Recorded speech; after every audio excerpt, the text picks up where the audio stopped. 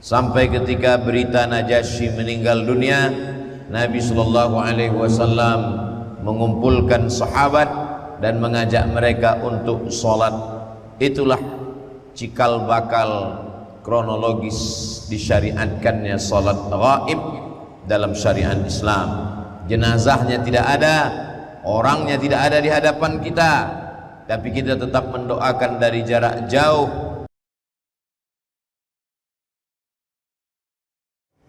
Alhamdulillah, wassalatu wassalamu ala rasulillah Sayyidina wa maulana Muhammad ibni Abdillah wa ala alihi wa sahbihi wa man tabi'ahu wa mawala. Ashhadu an la ilaha illallah wahdahu la syarika lah, wa ashhadu anna sayyidina Muhammadan abduhu wa rasuluhu la nabiyya ba'dah. Allahumma salli ala Sayyidina Muhammadin an-nabiyil ummi wa ala alihi wa sahbihi wa barik wa sallim. Qala Allah Ta'ala fil Qur'anil azim wa huwa asdaqul qailin. A'udzu billahi minasy syaithanir rajim. Ya ayyuhalladzina amanu taqullaha haqqa tuqatih wa la tamutunna illa wa antum muslimun.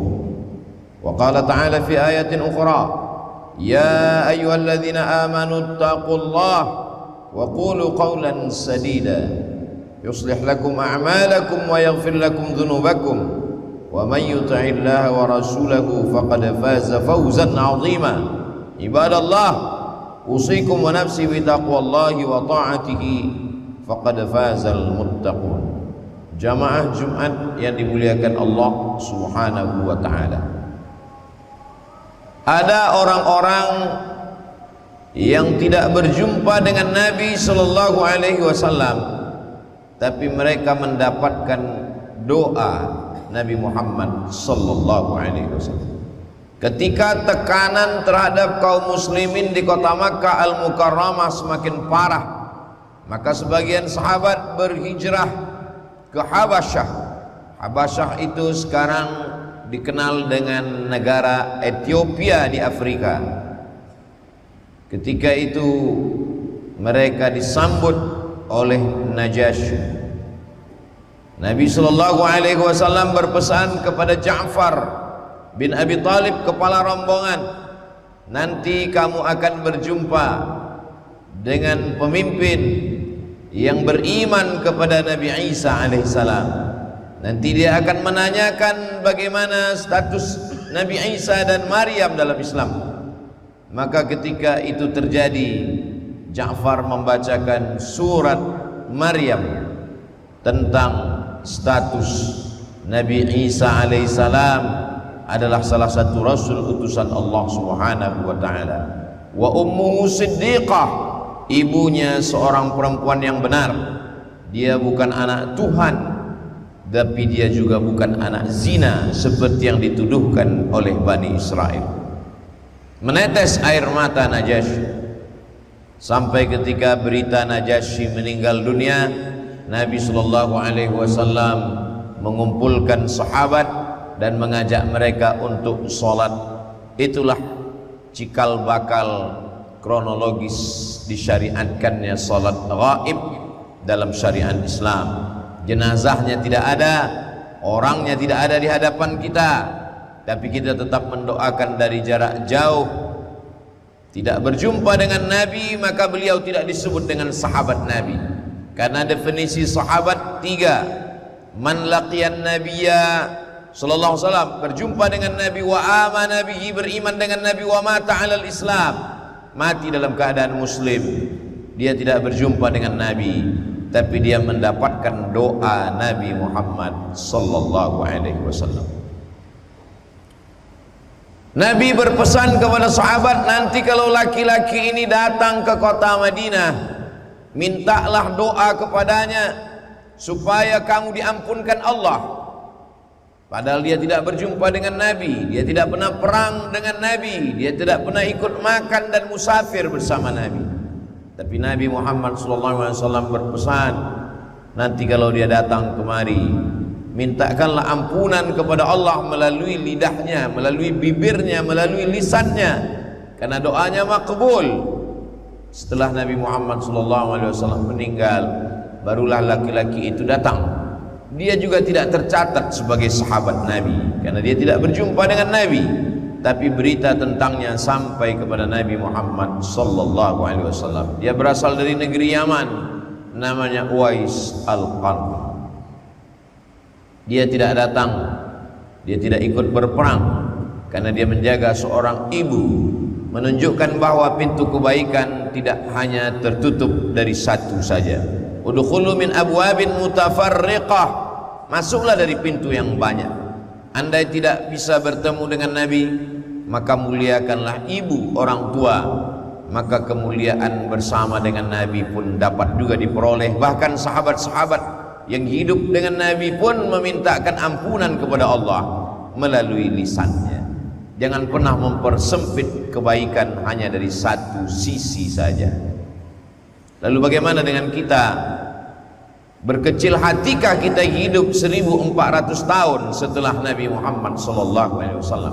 Jangan kecewa, jangan putus asa, jangan terlalu bermuram durja karena jarak waktu yang jauh. Begitu juga dengan jarak tempat. Kita adalah muslim terbesar paling timur di belahan bumi, tapi kita pernah didoakan, dirindukan oleh Nabi SAW. Nanti akan ada sekelompok manusia yang akan minum dari haud telaga Muhammad SAW. Kalau mereka minum di sana di saat panas terik padang mahsyar, la yazma'u fiha abada, mereka tidak akan haus untuk selamanya. Sahabat bertanya, kamikah itu ya Rasulullah? Apakah kami yang engkau maksud? Kata Nabi, antum ashabi, kalian adalah sahabat-sahabatku. Yang ku maksud bukan kalian, tapi ikhwani, mereka adalah saudaraku. Siapa mereka itu ya Rasulullah? Amanu bi walam yarawni, mereka percaya kepadaku, mereka beriman terhadap diriku. Walam yarawni, padahal mereka tidak pernah melihat aku.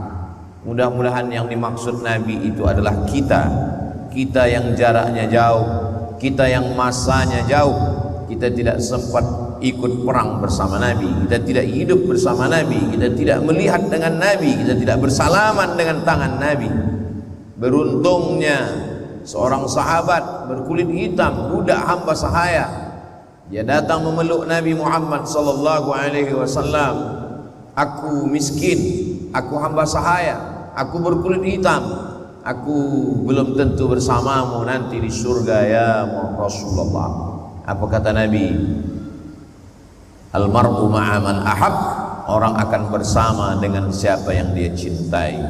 Kalau kau cinta kepadaku, maka engkau akan bersama dengan aku, bersama dengan Rasulullah sallallahu alaihi wasallam. Kita tanamkan cinta kepada anak-anak kita, mencintai Rasulullah dengan mengenalkan jati dirinya. Kita belikan buku musabaqah, pemenang juara menulis sejarah Nabi berasal dari India, Syekh Safiur Rahman Al-Mubarakfuri. Dalam bukunya berjudul Ar-Rahid Al-Makhtum, bahasanya simple, sederhana, datanya padat, ditulis oleh Ahlus Sunnah wal Jamaah, bukan golongan sesat yang jauh daripada bimbingan tuntunan Al-Quran dan Sunnah Rasulullah Sallallahu Alaihi Wasallam. Sudah diterjemahkan ke berbagai bahasa dunia. Kita kenalkan anak-anak kita. Dari rasa kenal itu akan muncul rasa cinta. Dari cinta itu akan sering menyebut man ahabba syai'an aktsara min dzikrihi. Kalau sudah cinta pasti selalu disebut, menyebut, merindukannya dengan untayan salawat, Allahumma salli ala sayyidina Muhammad wa ala ali sayyidina Muhammad. Kalau dia sudah mencintai, dia akan mengikutinya. Kalau sudah mengikuti, dia akan tidak dapat lepas dari sunnah-sunnah Nabi. Kalau sudah cinta, dia akan memperjuangkannya. Kalau dia punya jabatan, dia akan perjuangkan Nabi Muhammad dengan jabatannya. Andai dia tidak punya jabatan tapi dia punya kecerdasan, dia akan tolong agama Nabi Muhammad SAW dengan kecerdasan otaknya. Kalau dia punya tenaga, dia punya harta, dia akan tolong karena cintanya. Maka kalau kita ingin murid-murid kita, anak-anak kita, sahabat kita mencintai Nabi, maka kita kenalkan mereka. Popularitas, harta, jabatan, kekuasaan yang dititipkan Allah di tangan kita sesungguhnya untuk mengenalkan Nabi Muhammad sallallahu alaihi wasallam. Ketika Nabi sampai ke Taif, di Taif dia dilempar dengan batu oleh orang-orang Thaqif. Lalu kemudian dia mampir ke salah satu kebun kurma. Di kebun kurma itu datang seorang budak hamba sahaya, Addas namanya. Dia memberikan satu tangkai kurma, dia berikan satu tangkai buah anggur ke tangan Nabi Muhammad sallallahu alaihi wasallam. Ketika anggur itu akan masuk ke mulut Nabi, Nabi mengucapkan bismillah. Nabi menyebut nama Allah. Addas heran karena di Taif tidak ada orang yang makan menyebut nama Allah. Lalu Addas bertanya, dari mana engkau datang? Kata Nabi, aku datang dari Makkah. Aku menyebut nama Allah subhanahu wa ta'ala. Lalu Nabi bertanya, dari mana kamu datang? Ternyata Addas datang dari negerinya Yunus bin Matta yang juga menyebut nama Allah. Lalu Nabi mengatakan, Yunus bin Matta akhi. Yunus bin Matta itu adalah saudaraku. Kami sama-sama menyembah Allah. Kami sama-sama Nabi utusan Allah. Di saat itu juga Addas bersimpuh, Addas terjatuh, Addas mencium telapak tangan Nabi, Addas mencium kaki Nabi SAW. Dia budak hamba sahaya, dia miskin, dia hanya pembantu, dia hanya pemetik kurma, dia hanya pemetik anggur, tapi rupanya dia memiliki kemuliaan. Pertemuannya dengan Nabi hanya sekali saja, tapi pertemuan yang sekali itu amat sangat berkesan. Berapa banyak yang sempat hidup bersama Nabi, bahkan masih ada hubungan nasab dengan Nabi, tapi memusuhi Nabi, memerangi Nabi. Beruntungnya Addas, dia bukan orang Arab, dia tidak datang dari Jazirah Arab, dia datang dari kampung Yunus bin Matta, tapi dia sempat mencium tangan Nabi, bahkan bersimpuh di kaki Nabi Muhammad sallallahu alaihi wasallam. Andai kita tidak seberuntung Addas, paling tidak kita mendapatkan syafaat dengan banyak menyebutnya, memperkenalkannya, mencintainya, dan mewariskan serta menjaga warisannya, dan kita wariskan kepada anak cucu kita di akhir zaman. Sampai pada saatnya nanti, yauma yafirrul mar'u min akhihi, orang akan lari dari saudara kandungnya, wa ummihi wa abi, dari ibu dan ayahnya, wa sahibatihi wa bani, dari istri dan anak-anaknya. Istri tidak bisa menolong suami, anak tidak bisa menolong ayah dan ibu, saudara kandung pun tidak dapat membela. Yang membela kita Sayyidina wa Maulana wa Syafi'ina Muhammad sallallahu alaihi wasallam. Barakallahu li wa lakum fil Qur'anil azim wa nafa'ani wa iyyakum bima fihi minal ayati wa dzikril hakim wa taqabbala minni wa minkum tilawatahu innahu huwal ghafurur rahim.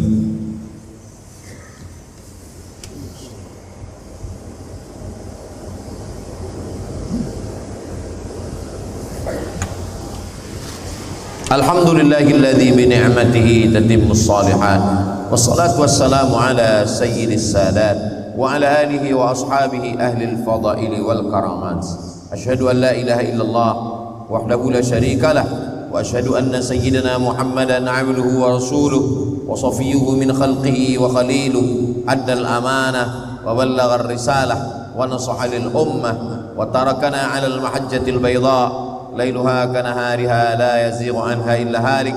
اللهم صل على سيدنا محمد النبي الأمي وعلى آله وصحبه وبارك وسلم. قال الله تعالى في القرآن العظيم وهو أصدق القائلين أعوذ بالله من الشيطان الرجيم بسم الله الرحمن الرحيم والعصر إن الإنسان لفي خسر إلا الذين آمنوا وعملوا الصالحات وتواصوا بالحق وتواصوا بالصبر. وقال تعالى في آية أخرى إن الله وملائكته يصلون على النبي يا أيها الذين آمنوا صلوا عليه وسلموا تسليما. اللهم اغفر للمسلمين والمسلمات والمؤمنين والمؤمنات الأحياء منهم والأموات برحمتك يا أرحم الراحمين. اللهم أعز الإسلام والمسلمين واخذل الكفرة والمشركين ودمر أعداءك أعداء الدين. اللهم انصر إخواننا المجاهدين المستضعفين في فلسطين وفي روهينيا وفي كل مكان من مشارق الأرض إلى مغاربها. اللهم دمر أعداءك أعداء الدين. اللهم شتت شملهم وفرق جمعهم واجعل كيدهم في نحورهم يا رب العالمين. اللهم اجعل هذا البلد بلدا آمنا. اللهم ادفع عنا الغلاء والوباء والفحشاء والربا والزنا والمنكر والسيوف المختلفة والشدائد والمحن ما ظهر منها وما بطن من بلدنا هذا إندونيسيا خاصة ومن بلدان المسلمين عامة. عباد الله، أوصيكم ونفسي بتقوى الله وطاعته فقد فاز المتقون. إن الله يأمر بالعدل والإحسان وإيتاء ذي القربى وينهى عن الفحشاء والمنكر والبغي يعظكم لعلكم تذكرون. فاذكروا الله العظيم يذكركم واسألوه من فضله يعطكم ولذكر الله أكبر والله يعلم ما تصنعون. أقم الصلاة.